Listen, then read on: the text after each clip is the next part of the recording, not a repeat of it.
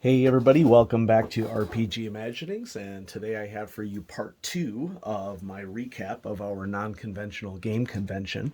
And this part is going to cover not only some of the fun kit that we gifted to each other, but also a description of what games we played on Sunday, which was the last official day of the con. Monday we usually wrap everything up because Monday in the first Monday in September in the United States is Labor Day, which is a bank holiday. And so the reason why we're able to do this convention is because we have that 3 day weekend in September and it works out for everybody. So anyway, first I wanted to show you a little bit of the kit that we get because we always like to gift each other things at this little convention that we put on.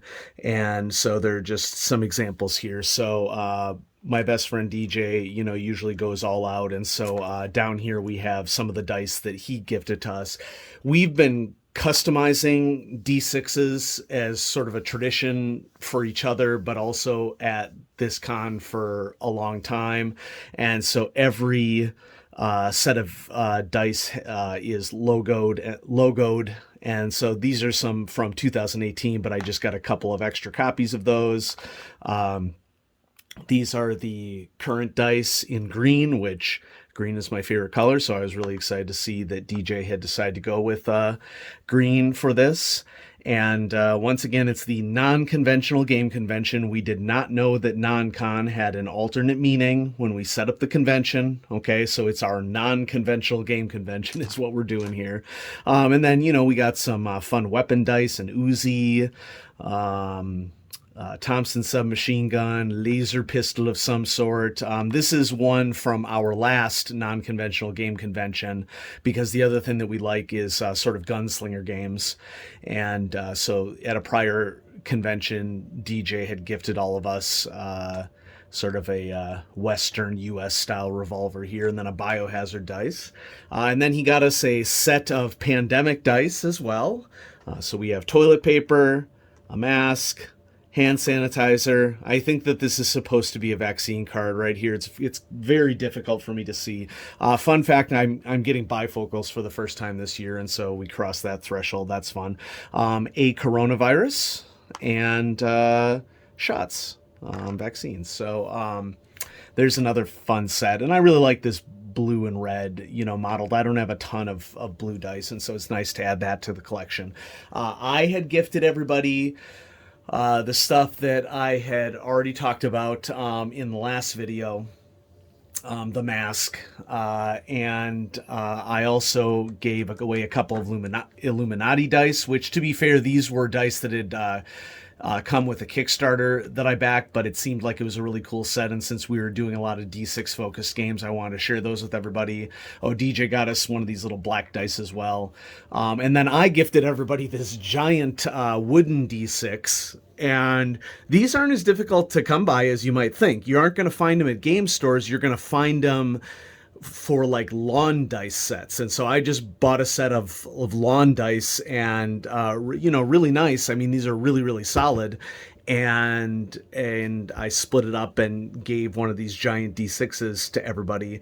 And I suppose you could roll it. Okay, it wouldn't roll well on a table because you'd knock figures or any setup over or anything like that. You'd spill drinks, but it's also a nice display piece for a gamer, I think. And one thing that DJ said right away is that he was going to choose a side and drill holes in the pips and use it as like a pencil holder or something, which I think is also an awesome idea. So that was a fun little gift that I had. Now, the next gift that DJ gave us, I'm going to move all the dice out of the way, was one of these field notebooks. And this field notes book isn't the only one that we received. We also received a smaller one as well. But this was really cool in that this is a 64-page 5e character journal. And it wasn't the first time I'd seen this. I had seen this before, but it was really great timing in that, we were slated to play a 5e game at the con. And I'll go ahead and take this opportunity to talk about our 5e game, which is the Saturday morning game that John decided to just run on the fly. And it was a really good game. It was probably the best D&D game that I played in a while. And it things that happen in that game are indicative of why we run a little miniature con for ourselves rather than going to actual cons. And I know that these videos and my channel in general may come off as like I'm anti-con or something. I'm not anti-con, folks. You do whatever you want to do, okay, and whatever makes you happy.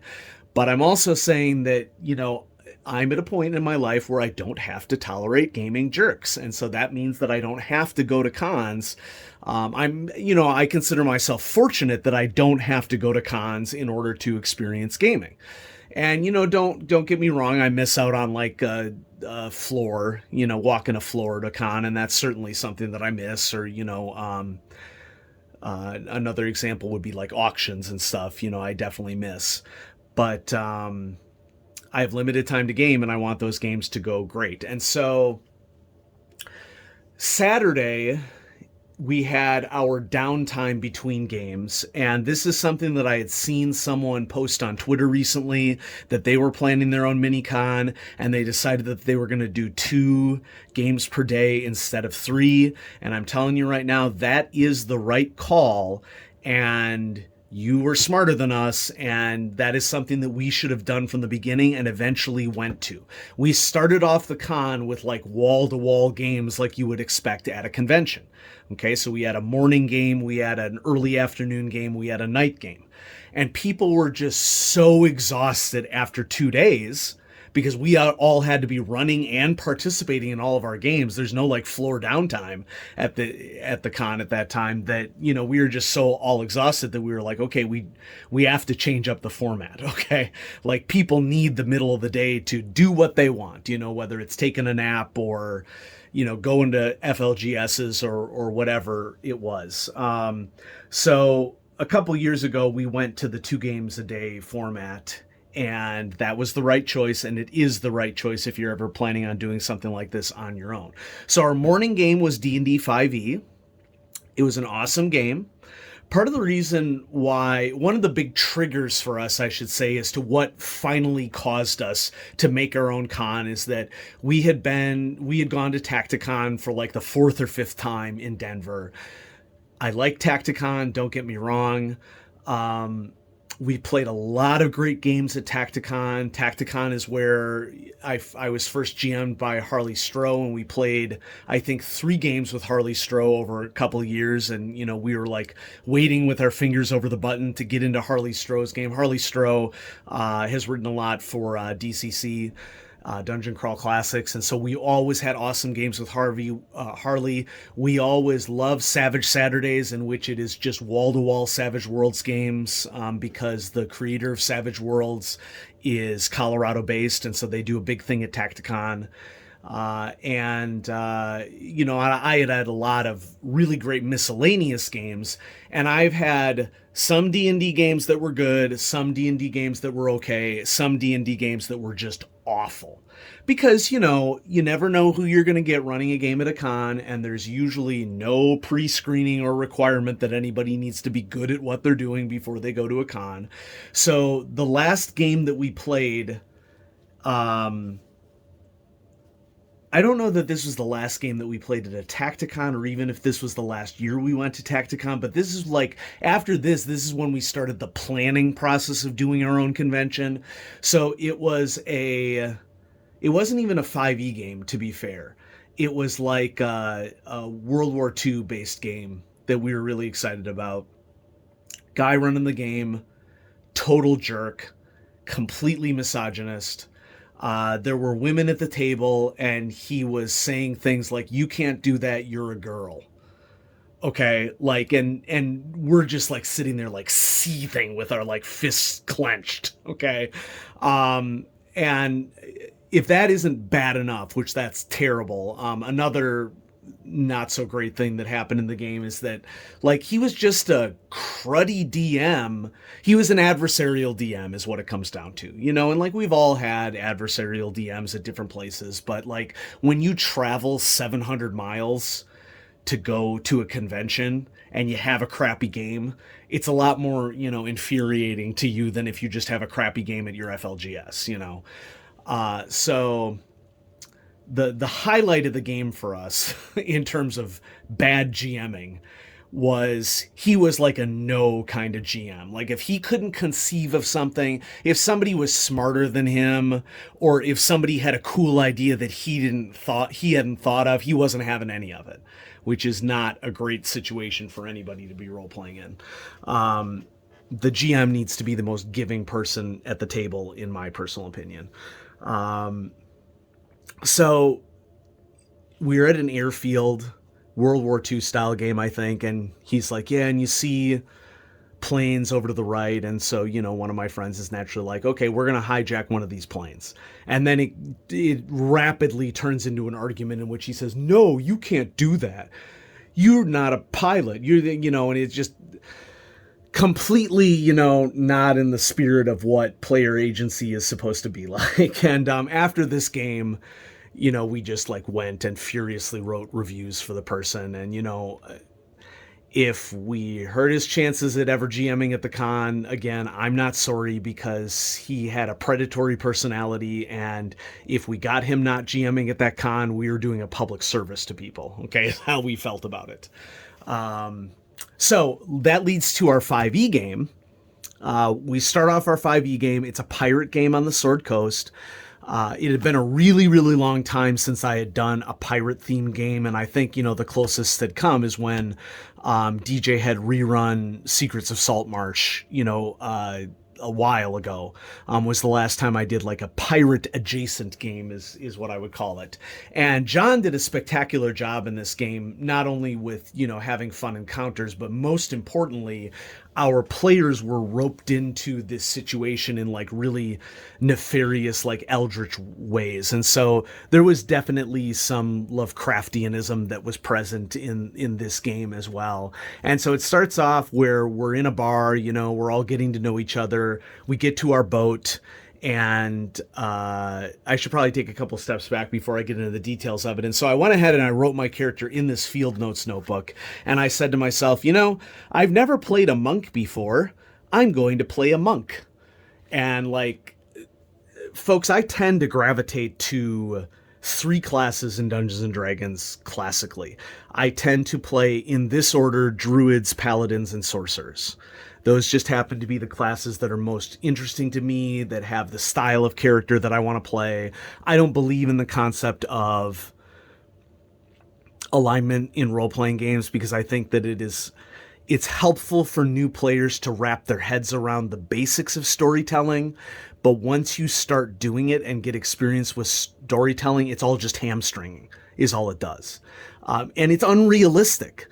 Nobody conforms to a set alignment. No realistic character does. At least not interesting characters, in my opinion. So I had never played a monk before, and I said to myself, I'm going to do something different this time around, because I'm an adult and I can.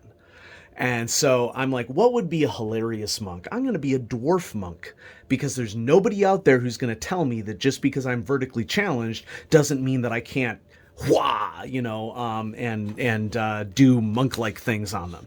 And so like I'm reading through the description of the monk, and I'll tell this story as I'm flipping through here, so those of you who are just here for the book can, want to see what the book is like, can see what it's like inside. And so I'm looking through the class description for a monk, and I'm like, okay, all right. And we're all sitting around there just like rapidly making characters on Saturday afternoon. And I just, speak up, and I'm like, so I see that the monk is broken. And they're all like, yeah, it is. Which is fine. It's up to a DM to balance encounters. It's up to any GM to balance encounters. And so I'm like, I've never played a monk before, and it's true what they say about monks being broken. And so that was just a funny thing that I noticed as we got started. But I found a lot of stuff that I could play around with, and I tend to be attracted to classes that have Lots of utility to them. I really am a utility sort of D&Der is how I would classify themselves.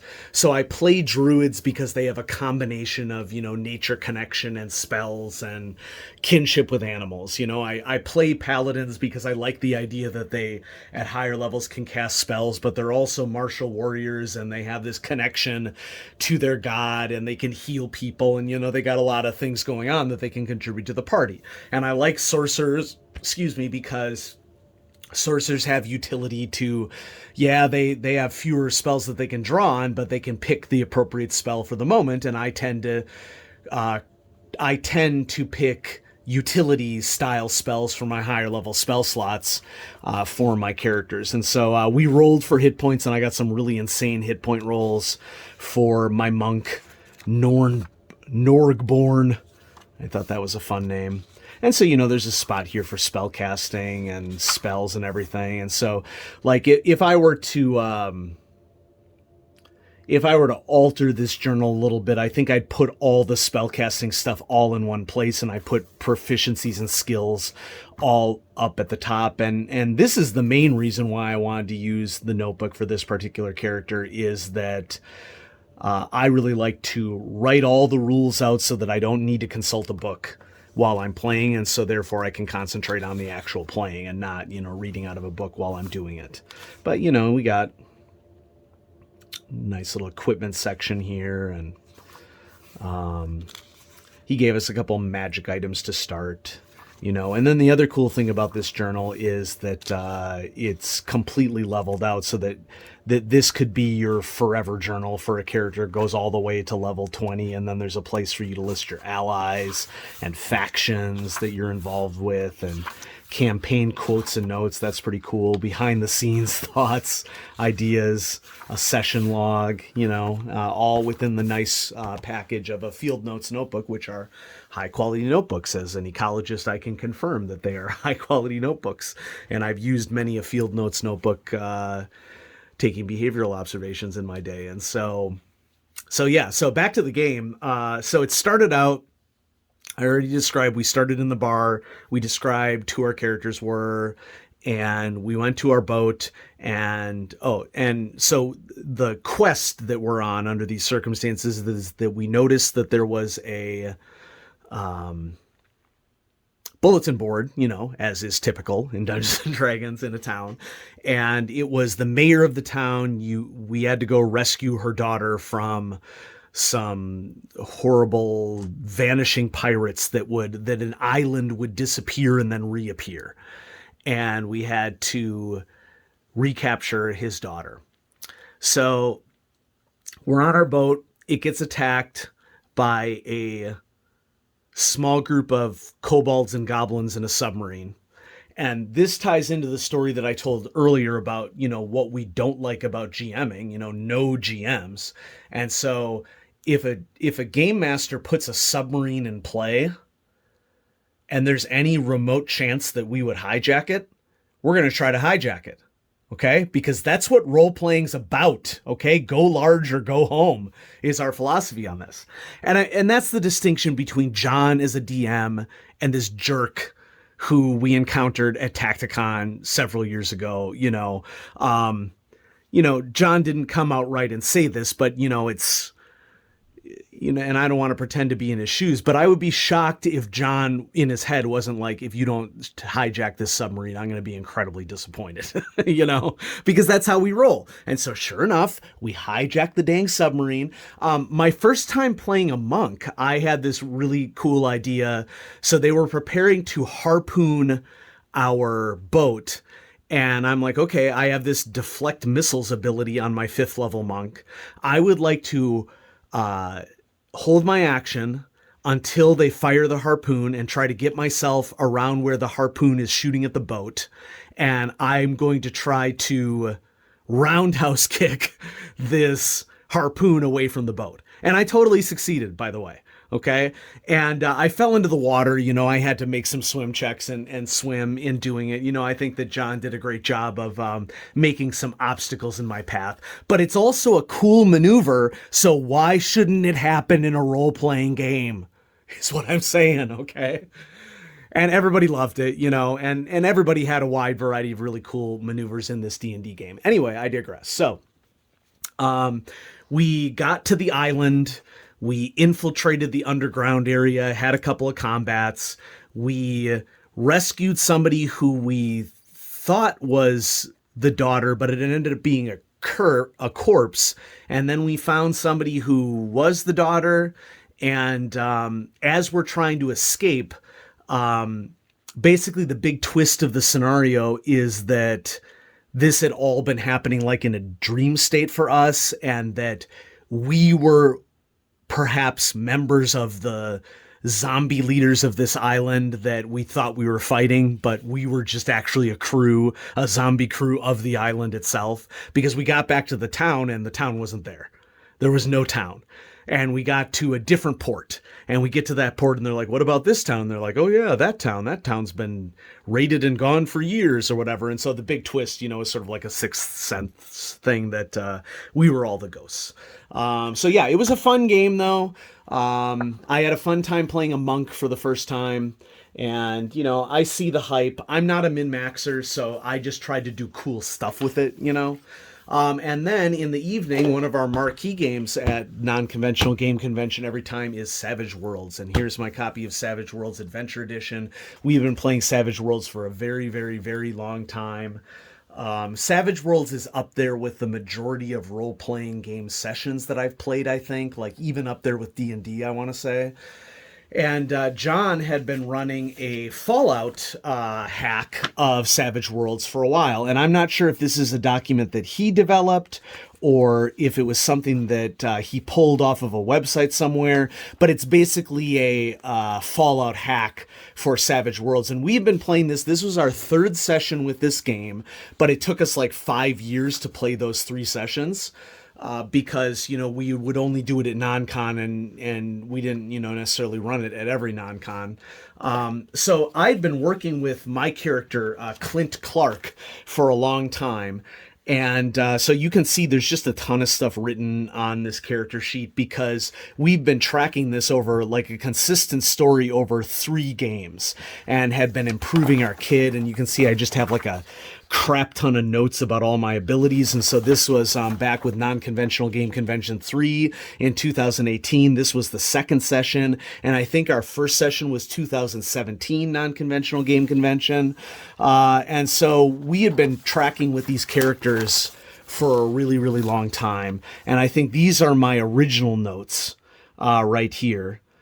And, just like a basic build for my character. And then at this second one, he had made really special character sheets for us that, replicates a Pit Boy. And then I did like 3 pages worth of notes for our characters for Non-Conventional Game Convention 4 in September 2021. And, so feel free to pause the video if you want to read any of my notes.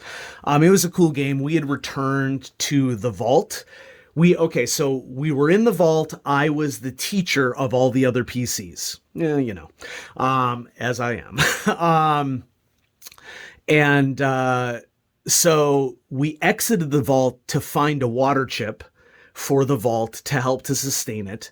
The second scenario was us outside the vault fighting rad scorpions and crazy mutated guys trying to retrieve a water chip. Well, we eventually did that. And then this third session was us getting back to the vault, and we go down in the elevator and everybody there is surprised to see us. They didn't think that we were coming back at all.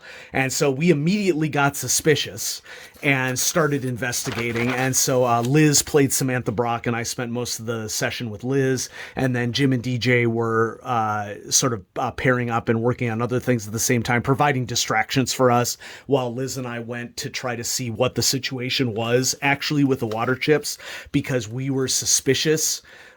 He was really into the water chip, but didn't expect us to get back. So we were getting the vibe from the mayor or whoever of the vault. I kept calling him the mayor, but he wasn't actually a mayor. But so we were getting this vibe off of him that he just wanted us dead and wanted the water chip. So I gave him a fake water chip.